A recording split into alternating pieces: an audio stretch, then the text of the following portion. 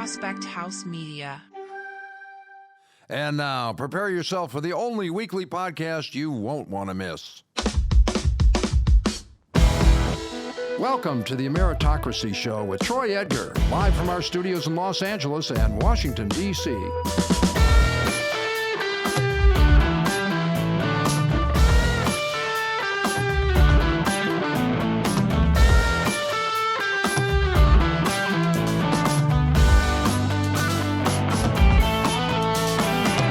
Hey everybody, I am Troy Edgar and welcome to the Ameritocracy Show. Thank you for tuning in and checking it out. It is greatly appreciated. This podcast examines the conditions for personal and professional growth and opportunity across America.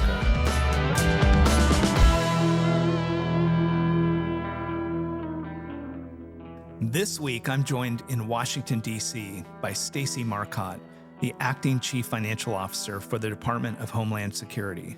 Stacy talks about her strategies for overseeing a massive $90 billion budget, modernizing crucial financial systems and fostering collaboration across multiple agencies. With a distinguished federal career beginning in the U.S. Navy, Stacy brings a unique perspective and a commitment to excellence to her role.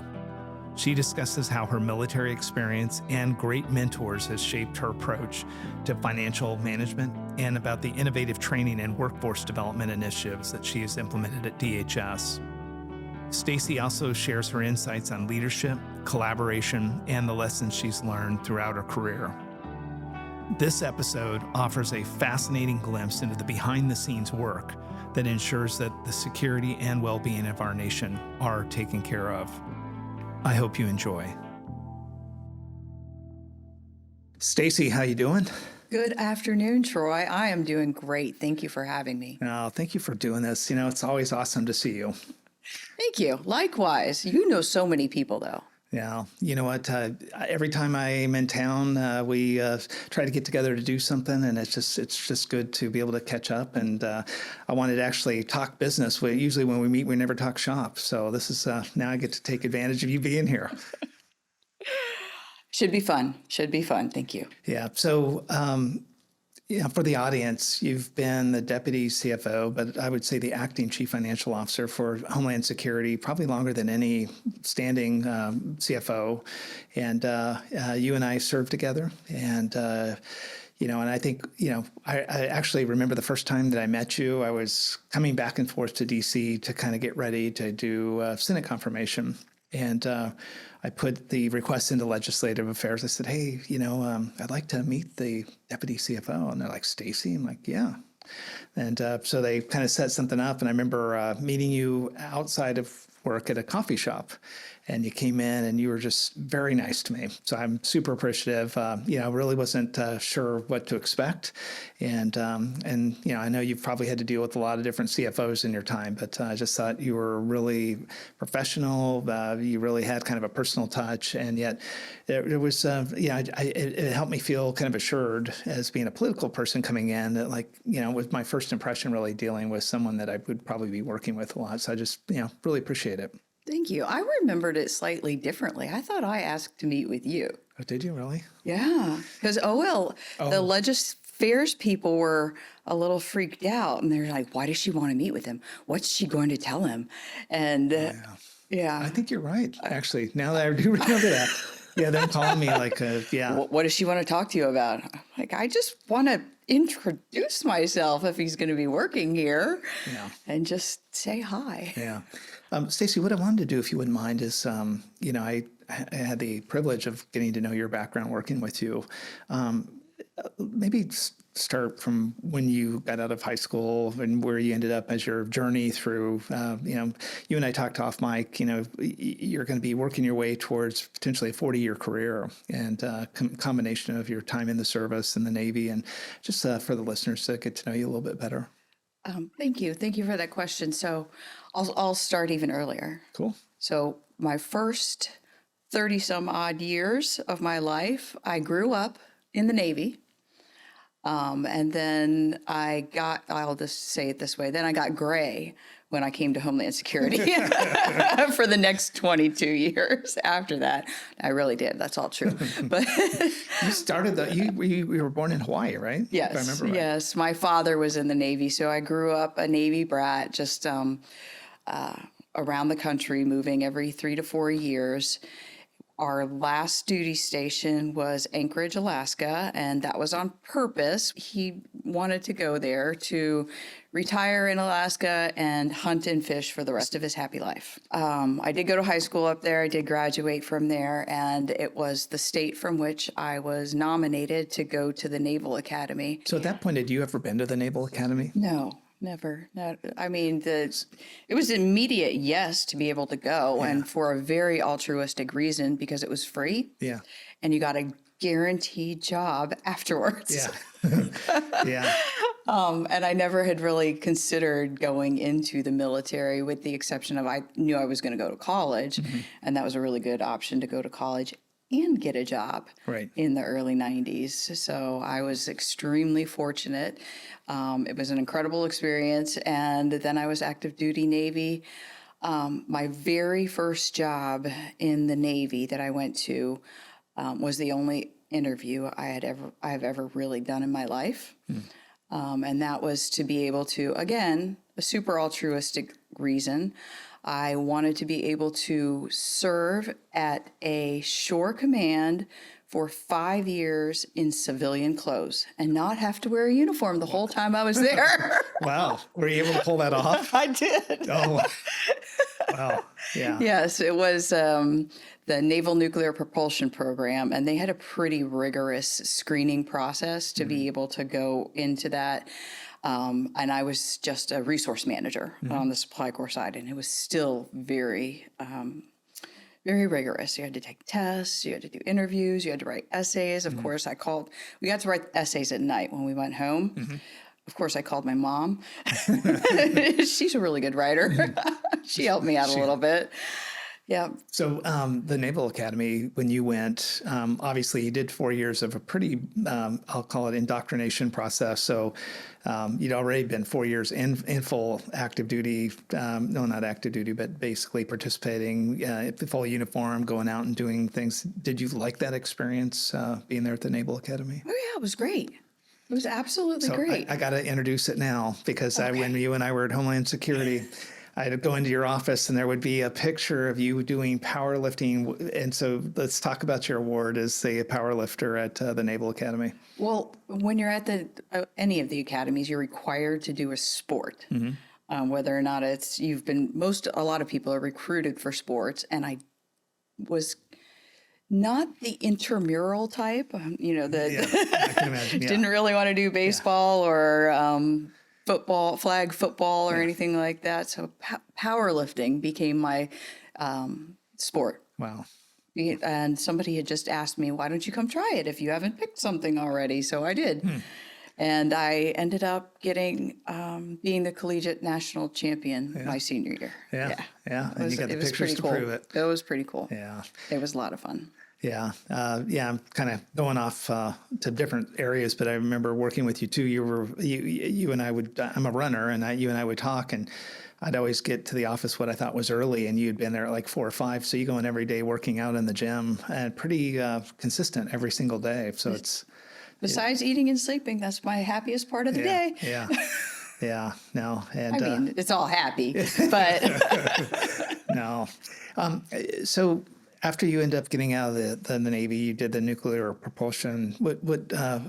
How did you make the transition? A lot of times on this show, we try to talk about the veteran transition. And I'm going to hit it from 2 ways with you. I wanted to talk about your transition out of the Navy. And then I also wanted to talk about how I've seen you assist personally many Coast Guard people, since Coast Guard's within the Department of Homeland Security.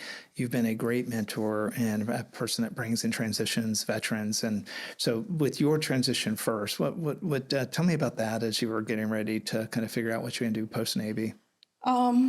Again, nothing in my career has ever been planned, and I haven't ever asked for any particular thing. It's always just been a confluence of events. And in 2003, when the Department of Homeland Security stood up, I knew the very first CFO that was helping stand up the CFO's office, because he used to be in the Department of Energy, and I was at a Joint Energy and Navy Command.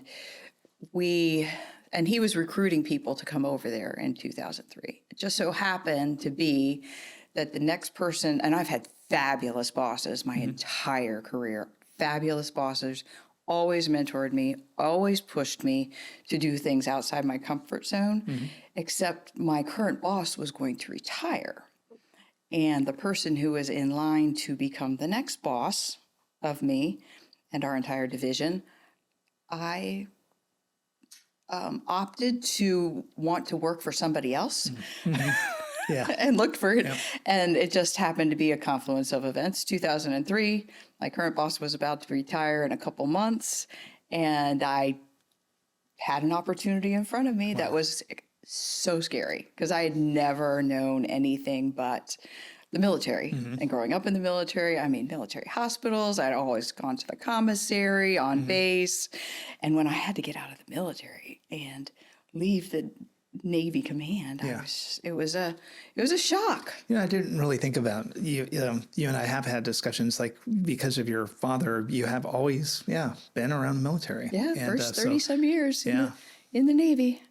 When you got ready to come over, did you contemplate for even a moment potentially I would do something different, or it was like, this was the opportunity presented, just seemed natural to make that move? Just seemed natural to make that move at the time. I am not a career planner by any means. It seemed natural to make the new move. The timing was right. I knew the boss I was walking into also, and I very much valued him. And since he was asking me to do it, I said, why not? But the domestic side of the federal government was a shocker compared to the military command and control structure.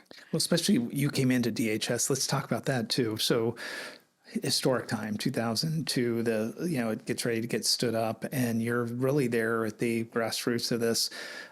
You came in at the headquarters level, so you weren't in one of the different components, but it's kind of got to be exciting, because it's almost like an entrepreneurial startup government style, right? Yeah, it was interesting. It was very interesting, because if you could think of you are on the front end of trying to establish structures and policy and repeatable processes and good management and good communication flow, which was very hard. And when so many people felt like they had lost their own home and they were coming together from broken agencies.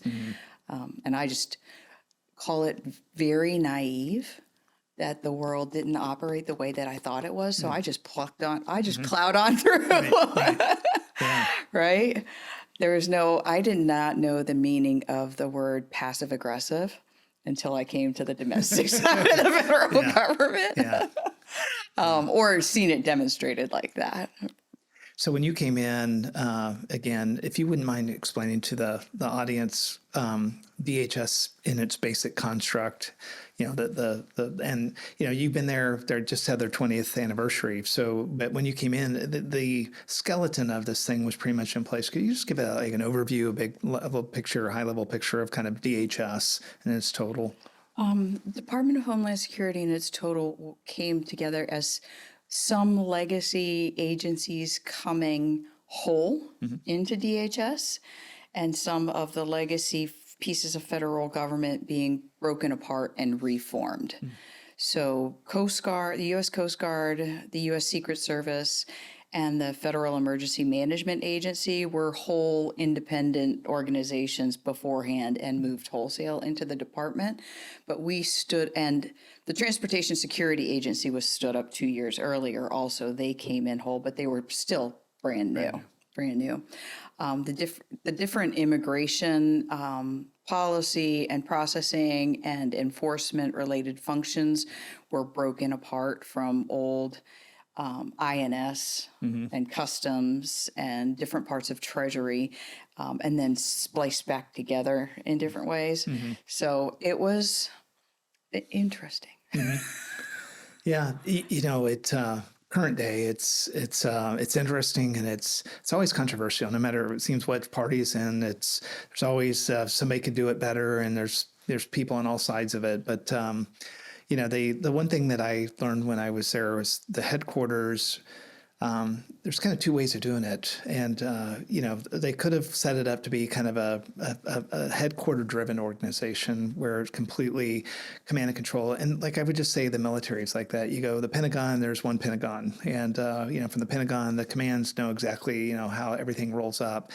And my observation of DHS was really interesting is it was very decentralized where the components, like they would pop up and do stuff. And when you want to get through implementing and executing policy, you don't ever want to kind of have to wait for headquarters to tell you what to do.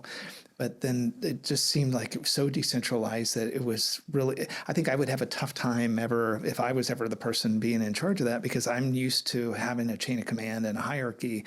But do you think that that's just a part of it, just generically, not specifically today, but the way it was designed in the beginning to be more decentralized and they would operate like on multiple parallel paths? Or do you think their original intent was to be more centralized and it just never got there?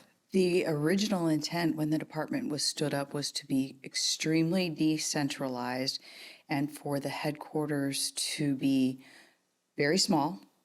I'm thinking that originally it was like 300 people total, right? And just play a coordination function. Okay. It's hard to play a coordination function, just a coordination and policy type function. It's hard to play a coordination function when you have no control, right? Yeah. We've slowly, as an agency, matured into it and become much more of a let's figure out how we can help each other and let's figure out how we can help the secretary achieve his goals together than it was 20 years ago or when you would have thought of it as a startup. Yeah, when I was there, they were looking at the structure and they were seeing kind of how it worked. And I remember the Treasury was looking at Secret Service. Could they break it off? This is all stuff that's publicly available. But it's interesting as I come in from the consulting side of Fortune 500 companies. So I've been in some of the biggest companies and done stuff. And, and you look at like what makes sense, what doesn't. And as you start to go through just, with a finance lens, you look at the appropriations and kind of how that's split apart. And I can see in Congress where this structure makes sense, like national security, a category of stuff that needs to be looked at. But I think it's hard, you could use extremes of that when you see like the Coast Guard not being under the NDAA or the appropriation structure for national defense. You and I dealt with, that structure of like trying to kind of have them competing to really service a, civilian and military function, but compete with ICE and CBP and, Secret Service for the same budget allocations. And so it is interesting to, from your perspective, I was just kind of curious that, structure wise, after 20 years go by and you kind of look back, either they were really good or there was a lot of force fitting that had to happen to get that structure to work, as well as I think it does now. Well, it took us at almost 15 years to get a common structure for our funding types in place that was consistent across the entire department.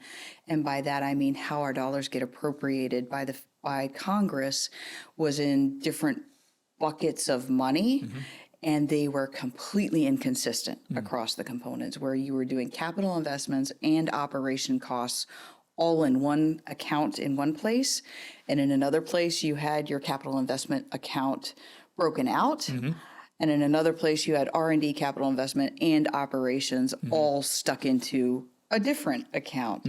And by not having a common lens to look at what the department was doing across the different components for investments, for operations, for salary costs, in a common organizational structure like mission support structure, frontline operations structure, training operations, it was impossible to tell what people are doing because what anybody does in the federal government is paid for by a dollar. That's right. Right? So you want to be able to look at it consistently across the different organizations. It took us 3 tries before we actually got a common appropriation structure built out that everybody could agree to. And it's still got a little bit of, tweaks around the perimeters before the secretary lobbied Congress hard to get it in place and was really an advocate for a consistency and a commonality so that we could understand our operations better and how people were doing like functions in different components, which is really, that was the first step that made the world of difference. That wasn't in place for the first 15 years of the department. Yeah, I remember having these observations that I would share with you, and you always had patience with me, which thank you. I remember DHS, the headquarters, and the components, and I remember I would go back to LA and I'd talk to people, and they're like, "Hey, how is it going?" And so, the thing that really I had to get my mind around, in DC, everybody gets it. When I say that and people are listening, they're like, of course, Troy, but outside of the Beltway, DHS, a headquarters function is like a holding company. And it's got these 23 components, everything as big as the Coast Guard, Secret Service, et cetera. And, so when you and I are talking about like common appropriation structure or trying to make sure the components are trying to get in line with the department, is like, it would be like owning a holding company and one of the 23 companies wants to go their own way. And the only issue is in this situation, they have their own legislative affairs group. They have their own relationships with Congress. Some of them have direct relationships with the White House.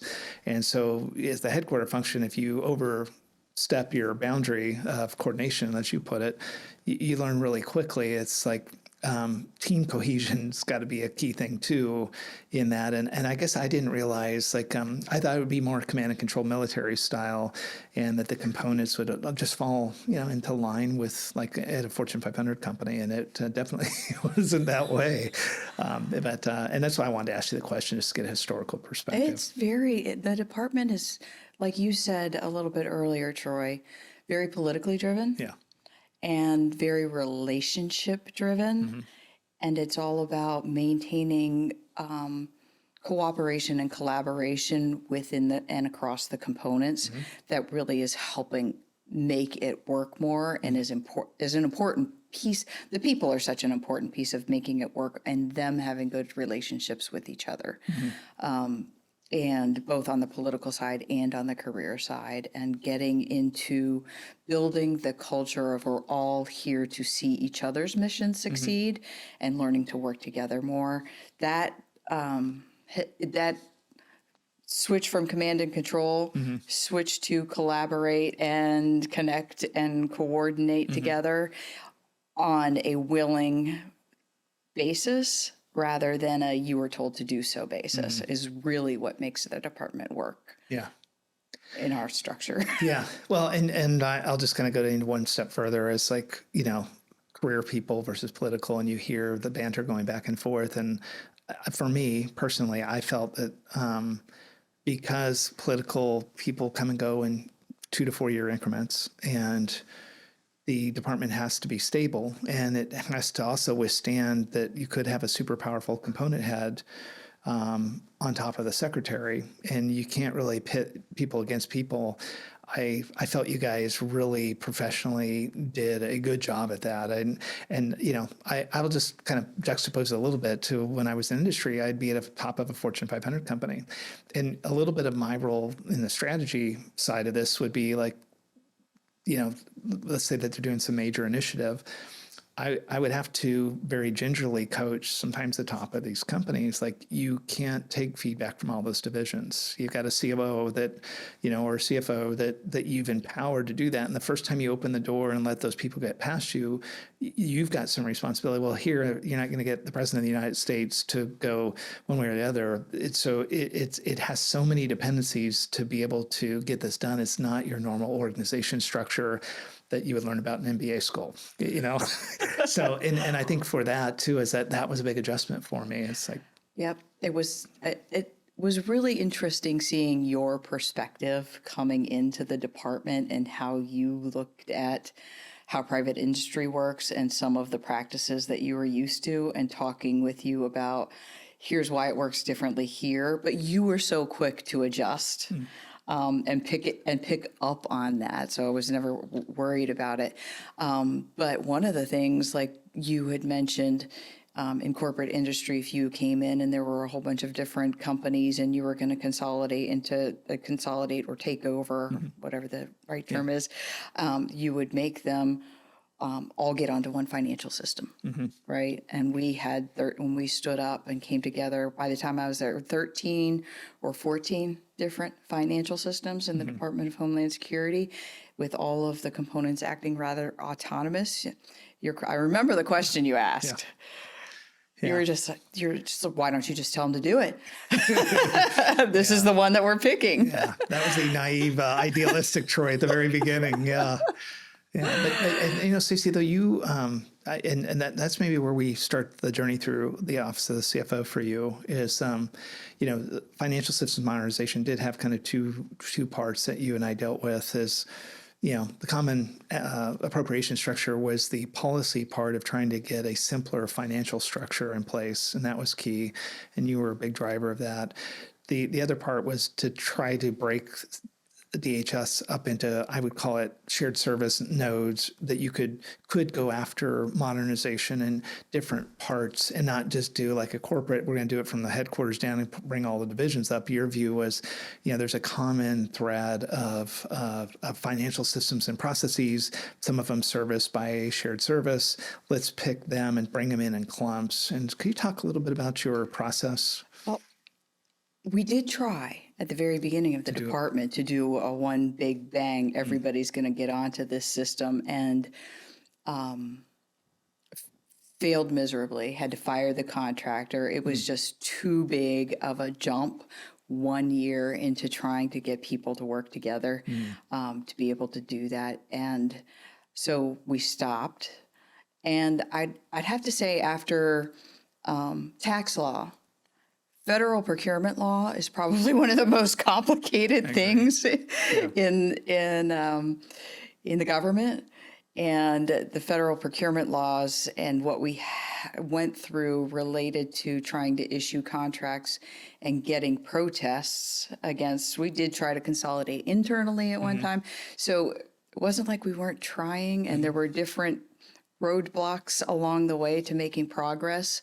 I think we ended up falling into we're just going to pick a service center and do it one at a time and do open competition, because that was what got us past some of those hurdles once we got some larger contract vehicles in place. So it's been a labor of love. Yeah. How long have you been in that role as the deputy CFO and kind of acting over that period of time? I started as the deputy CFO under Peggy Sherry. So that would be 2008. And I think I became deputy in 2009. So quite a while. Wow. And off and on as acting in between then. Wow. It's got to be interesting because I knew a lot of the CFOs and deputy CFOs in the components have went on to be CFOs at components, and being the deputy at any point you could have definitely went and done the CFO job anywhere.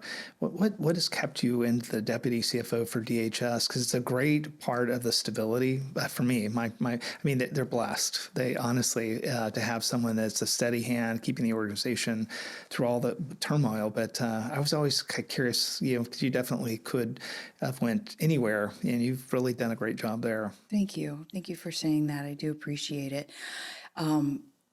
I don't know what keeps me there. Great mission. So everybody said, incredible mission. Yeah. Work with a group of incredible people. I really value the relationships that I've built with a lot of people in the organization over the last 20 years that really actually make it better and easier to work there and to get things done sometimes when you know the people that you can rely on to help you. And that's invaluable.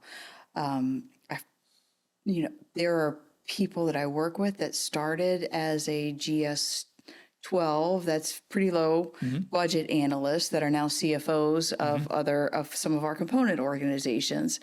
And I just value so much, first, the job of the CFO and being in the CFO world, because there's everything that goes on in the department takes $1 to do. So you basically get to see, especially from the headquarters perspective, everything that you're doing and try to figure out ways to support the mission better and to do it more efficiently and effectively and to find pockets of duplication and overlap to reduce spending in certain areas. And then that frees up more dollars for the frontline operations. So incredible mission, incredible work that on the finance side that we do as mission enablers, and just really great people. Yeah. It's good. Yeah. Well, it's interesting, Stacy. So a couple of weeks ago, I did a AI forum federal for all the CFOs. People were talking about it. Well, yeah, I think what was interesting is that I had to get ready for that. Thank you, Stacy. I appreciate that. One of my roles in that summit was we brought in a CFO that was basically a CFO of one of the department or divisions of IBM, and he looked at something. And my role was to kind of listen to what he's done and try to make sure it translates to CFOs in the federal space. A lot different mission set. He focuses on profit and growth for a company, and we focus on compliance and mission and budget and being able to resource policy. And so I brought a couple use case ideas and a little bit of a suggestion of how some of the organization can go through kind of any sort of transition with either modernization or technology. And I got to say, kind of living out the Stacy Marcott the one thing that I noticed when I came into DHS is that out of the 10 organizations in the Office of the CFO, one of them was the training division that you had put together. And I always thought that was super impressive. And I use that as an example, like, don't most offices of the CFO have training embedded into it? Everybody's looking at me like, and so I had to talk about what you and your organization had built within DHS, which allows you to see new technology, new processes, changes coming. You start gearing up internally. You start looking for help. And so the one thing that I really thought was, perfectly positioned DHS, at least in the Office of the CFO, was you have a kind of a learning, training, transition culture, and it really has kind of set up. And I just wanted to ask you just a question from your perspective, like, what drove you to do that in the beginning? Or was that just window dressing when I got there? Because it was awesome. I'll give full credit to it was a brainchild of David Norquist. Oh, okay. Yes, the first confirmed CFO of the department. And he came from a defense background, and he was used to a normalized training program for financial professionals and understood the value of professionalizing our workforce, the importance of people and supporting people being our number one goal in the CFO's office. So he started building that out. He said, we should have an awards program. Let's have an annual awards program. Let's have a training pipeline with some standardized classes. Go develop some of those standardized classes. And it took off from there. And we have built, I call it's our smallest division in the CFO's office with the most enormous impact across the entire enterprise, because we are providing like 500 days of training to the workforce where, with 30 people per class now. And at a significantly reduced cost, instead of people going off and buying their individual classes, with career path guides, with a financial professionals program that's an inroad as an intern, with a track to build them out. It has become, and it wasn't always, but it has become such a core piece of how we do business that I'm very proud to keep going. I'll tell you, when we were having people, the individual components, give us money so that we could buy bulk buys of training. That was pretty cumbersome on the bureaucracy side of the house. we had been doing it so well for 2 or 3 years that the component CFOs finally said, we're tired of the bureaucracy. We're just going to transfer our money to you in the budget process and you keep it and hold it. And I don't know what happens when I go away. I made the promise that it would not be like if we had any type of budget cuts, that piece of training and workforce development dollars that they had all contributed parts of their little tiny budgets and their components into mine was going to be protected. So I make sure that gets the same constant. It doesn't get a proportional share of any type of reduced budget that we get, and it's always one of our premier activities that is very highly appreciated by the entire organization. Yeah. Hey, probably the last topic I wanted to talk to you a little bit about was like current day modernization. When I was there, we finished up with what they called the trio, which was TSA, CWMD, and Coast Guard, to try and bring them up on a new financial systems in the modernization category. Since then you've moved on. You've got kind of a operation around the ICE model, ICE, the organization, and then and FEMA. And I think FEMA came out of the gate first and moving forward. And I was just curious from what you learned from, the first for TRIO for doing, which was a 4 or 5 year implementation. How are you able to apply those lessons learned as you're getting ready for the next batch, or, and from your perspective, or does it kind of start new? Because the way you broke it up into pieces, the one thing that probably would still be there from what I remember was you had created an organization at headquarters as a coordination function. But I was just kind of curious, did you continue with that? Is that your focus going forward? That is our focus going forward. First of all, I have to make sure that I say what we went through with the Coast Guard when you were there for that, in getting to the Coast Guard. You weren't there when they officially went live, but you got them there. I got the poster. I learned more from you in being able to make that successful. That has given me confidence to help try to lead and marshal the next one on the FEMA, because I didn't. Those types of large-scale implementations and your approach to getting it there really taught me a lot. So thank you very much. Thanks. I have to say that. No, that was very nice of you. No, it is so true in the way that you, at the leadership level, engaged all the different leadership in the components to make sure that there were open lines of communication always, and not just when something bad happened, right? So that you were out there, you were saying, here's what's happening, here's what we're planning for, what are you worried about, and had those regular conversations with people that really helped build the trust and transparency. That was a critical lesson that I learned in getting to success. But the rest of it is just, and yes, we are doing things different out of the gate with the Federal Emergency Management Agency we're about to start their implementation. We've gone through a whole discovery business process mapping period.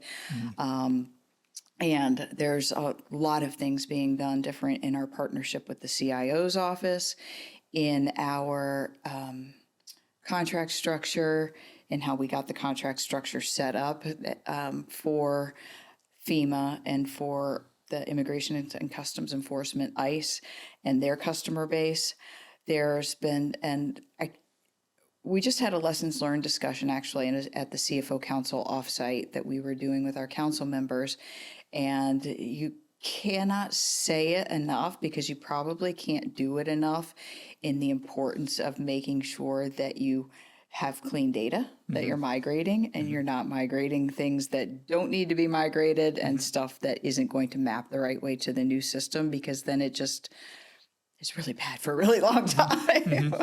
So a lot of focus has been on the data cleanup efforts on the front end, because we have super old systems with bad data. And we have a pretty good governance structure that we continue to refine. And the governance structure around working with the headquarters-led implementation, it's not headquarters-led, it's a joint partnership with the components to be able to make it successful. And everything that we do moving forward is collaboration and consensus. And if there's a dissent in something, then it just gets raised up a level until we resolve it. So that is, with the ultimate governing body being the Undersecretary for Management, Mr. Alice, if we can't, and I haven't ever had to take an issue to him. We've always been able to work it out. So when you're still working on that collaboration and consensus across all of the different stakeholders, and I say this all the time, it makes it harder and it makes it take a little longer than if you just had a straight command and control, do it this way structure. But in the end, it's better, and everybody feels heard and understands where they're going and why we're doing it. And that's what gets us to success. Let me ask you a question. So FEMA, when you get it going, my observation of FEMA is a great organization, great people, first of all. Second thing is their mission is one that drives their organization at all levels to focus on the mission when it comes. So hurricane season, natural disasters, unplanned. I remember looking at FEMA when I was there way before you guys started, but I knew it was on the roadmap. And I kept thinking to myself, Mary, the CFO over there, great, awesome.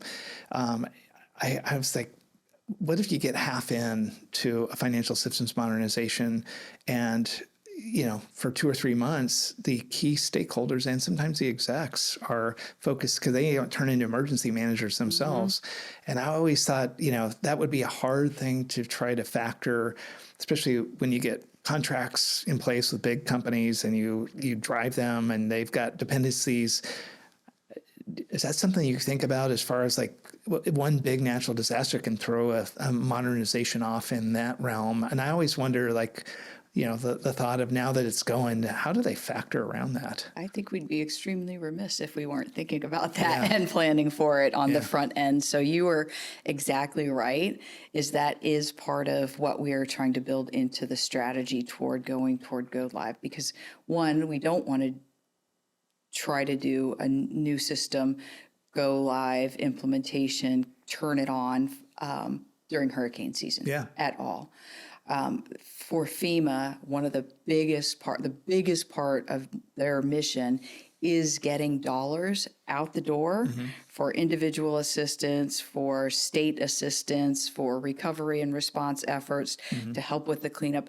And because them getting money out of the disaster relief fund out the door is a core mission that they have, you have to make sure that the system is up and running.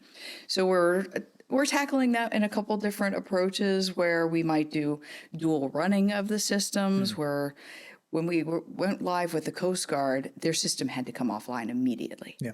It was a cybersecurity risk. There was no going back. It was about to be shut down anyway. They just couldn't keep it running.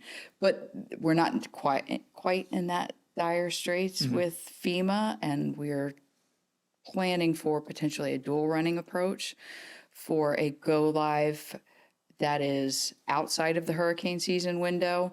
And there's a couple other ways that we're exploring data migration and still keeping open obligations in the current system. I'm not technically proficient enough to know that, but that is definitely something that we're planning for. They didn't have a hub like Coast Guard had TSA, CWMD, et cetera. I think ICE has USCIS and some of these others. So when you take them live, you can pick, somebody over another group that might be less complex. FEMA, FEMA is just go FEMA. All in. It's like, and they have some pretty complex financial operations. They have insurance. They have financial assistance and grants. They have some fee-funded activities. They've got they've probably got more diverse, complex financial operations. They've got the National Flood Insurance Fund, which operates totally differently out there. So it'll be interesting. One other FEMA question, if you don't mind. So when I was in, the one thing you kind of helped set up with, what was really great having you as the deputy is, when I would look at something, I'm like, hey, I'm not sure I get it. And you go, okay. It was almost like you'd be interrogating me. You'd ask me the questions I was most curious on, and then you'd put together something very helpful. And I remember asking FEMA, I looked on the balance sheet and seen all of these grants that have been granted like years, like Irma, Harvey, et cetera, and the Virgin Island, all those natural disasters. But the cleanup of grants and the cleanup of all of that wasn't as you said it. Their mission is to get money out the door, not so much to close out all of these grants. And I always looked at that as like kind of interesting. And I remember you had brought a group over, and you're like, "Hey, Troy," and I think it was Vago or the grant closure group that would kind of go through. And as a CFO of DHS, and you look at the balance sheet and you see that, is that an area that you look at and you're like, there should be an easier way? Because I remember the one thing that they told me when I was kind of going through this is like, they said, "Hey, Troy, there's warehouses like all over the U.S. that has all the documents that were collected that the application grant needed to be able to have to be able to bring in, that they had to submit up front of what they were going to use it for, and did they get the receipts, et cetera." But it's just pulling all that together. And when we were at the AI platform, that was an area where like that. Wonder if like the closure process of that, and there has to be a tremendous amount of money on the books, and I don't know if that could even be reused within DHS or has to be returned like TSA money. But I'm just curious on your take. Yeah. Thank you for that question about grant closeouts and monitoring processes, because it is something that we continue to get better at. And first of all, you have to remember that some of the recovery projects are infrastructure projects, like rebuilding roads, bridges, and and some huge things that are 5, 6, and 7 years to do. Like a lot of the recovery projects for, I'm not going to remember what it was, New Orleans. Are still ongoing today. So closing out some of those doesn't happen for a really long time. The unique thing about the Disaster Relief Fund is that it's any money that's not used on a particular project goes back into the fund for use on a future project. So it doesn't given back or anything like that. So it's always saved available. in the DER for the disaster recovery. Yes. Yeah. So we're those are the hardest ones to close out. Are the longer term recovery ones. The easier ones to close out are the state and local preparedness grants and mitigation grants, where you're doing the mitigation and the preparedness up front, and they usually have a defined 1, 2, or 3 year period, and then you do a closeout process. We are, for the past 3 years, have been probably a little bit past when you were there, put a dashboard together, monitored and tracked all open grants, tracking them for financial reporting and progress reporting, and close out after a certain period of their performance period. So now that we've automated all that and we have visibility on it, transparency, visibility and transparency breeds self-correcting behavior. And we've gotten all of the old grants closed, besides the longer-term disaster and recovery work that's ongoing. I remember the budget, like $90 billion when I was there, 45 of it was grants. So if you're able to reappropriate that money, you definitely are going to help again, but then it kind of saves the need for new money. But I was always kind of curious, because those were big dollars that would kind of go out the door. Yeah, and you wanted to know how we could use them better. Well, you're like, can't you invest it in something else? Well, I remember when I was the mayor of a city, I would always, you try and find that unlocked door that, you could see, hey, you have this money sitting over here for this, and it was the sacred cow. And then you're like, well, what was the conditions for that? And then, it was interesting, just a lot of stuff going on. Stacy, as we get ready to wrap up, and I think about like your leadership of the organization and DHS kind of in general, anything that you would like to mention from a leadership perspective that has kind of allowed you to be successful all these years at DHS? And when I say that, like, you gave Dave Norquist credit for setting up the training organization. But, the one thing I would just say is like the way that I saw the OCFO set up, a couple things that you did that I thought was, and I'm saying you'll probably be gracious and give that credit to somebody else in your organization, as you always do. But like you talked about the CFO meetings, the CFO conference. I remember I brought the CFO for the VA over to our group, and I think I brought the CFO for the Department of Agriculture, and I had him sit in on one of those, biweekly meetings of the CFO groups of all the CFOs for DHS. And I remember going to lunch with them after, and I'm like, oh my God, you guys like actually get stuff done. You're coordinating. I'm like, that's Stacy. That's like what she set up this organization. I was just curious, your leadership, the themes I've heard so far today: communication, really important; training, really important; trying to make sure that the people are kind of resourced correctly. On a personal basis, when you kind of take a look at this, what do you find to be the most important key to the success that you've had there for all these years you've been there? Probably one of the most important keys to success is to continue to have a positive attitude. And I kind of link it to, and I didn't always do this, and I didn't always think about it until one of my other mentors and bosses just started talking to me about leadership and leadership study and the practice of leadership and how we have to continue to get better at it. And then I thought, when I was thinking about it, I think of what I put together as the ABCs of leadership. Your attitude toward the business that you're doing and the people that you're working with is the number one thing that you bring to the job that is most important. And these aren't leadership traits. These are traits for people, right? Just good, positive traits to be able to be successful in your work. So that's the A, attitude. The B is to be bold and take chances and do things differently and get outside your comfort zone and continue to push the envelope on understanding the why of what we're doing so that we can make better hows, right?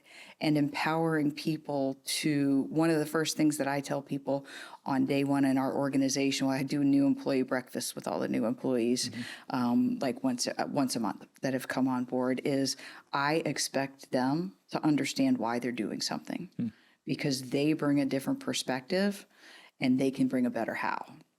And there's no one right way to do business in the federal government because we're not about bottom line profit, right? We're about efficiency and effectiveness and breaking down bureaucracies and using bureaucracy to our benefit, right? Because it all serves a purpose. Yeah, so the bold. Yes, be bold. And then like what I already said, it's the C's.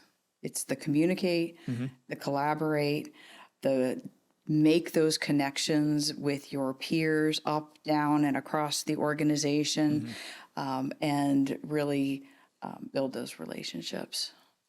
So, Stacy, thank you for that. And I'm going to add this because I want to get it on in this interview. Just who won third place in the DHS talent competition circa 2020? Would that be the year you got there, Troy? I tell everybody. I wish we had named our band because we rocked it. We absolutely rocked it. And for Thanks people to you. at home, I'm going to post a picture that you guys gave me on my way out. In this picture, which you'll see on screen, it says, the band the DHS has been waiting for, and then there's an asterisk, and it says at the very bottom, "We're still waiting," which I thought was awesome. This is the Troy Van Halen? Yeah, the I Troy Van Halen. love that poster. Yeah. Phil Nowak gets so much credit for being the super creative, thoughtful one. Yeah. Your chief of staff at the time. He was awesome. Yeah, he was great. Yeah, we had it was tough times. There was a lot of stuff going on. But we did have fun. There was that human aspect of that, and I thought you definitely were always on the forefront, whether it was Halloween or any of these different things. Is it really starts at the top. People. It's I remember telling you this, just kind of in closing, is like I got there. Only thing you hear on TV about DHS is just controversial. And you don't really have empathy for the 250,000 people that really show up every day. And I always used to tell you when we were trying to promote our go live for for TRIO, for TSA, we're trying to do a bunch of imminence things. I'm like, we need to get the story out there of all the great stuff. And I remember talking to people sometimes at DHS, and they weren't super proud that they worked there at the time. And One of the reasons I think I was motivated to do this podcast is to bring some of the stories that are a little bit lighter. We're not going to be the tech in the beltway shop on CFO stuff, or any merit-based stuff of achievement. But I wanted to get the human part out there so people can see behind the scenes of all the hard work that the people like you and your organization have done. Thank you, Troy. You know what the F in CFO stands for, right? Oh, no, it wouldn't be a good episode if you didn't throw a joke in. Okay, the F of CFO. The F in CFO stands for fun. Oh, okay. What was the other joke you had earlier? Let's go out on that one.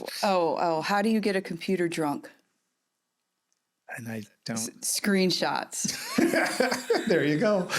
Hey, you only get it here on Ameritocracy. So that is Stacy Marcott. She's here for another 3 to 5 years. So, hey, Stacy, thank you for being on the show. Thank you so much for having me, Troy. I really enjoyed it. It was awesome. Thank you. Appreciate it.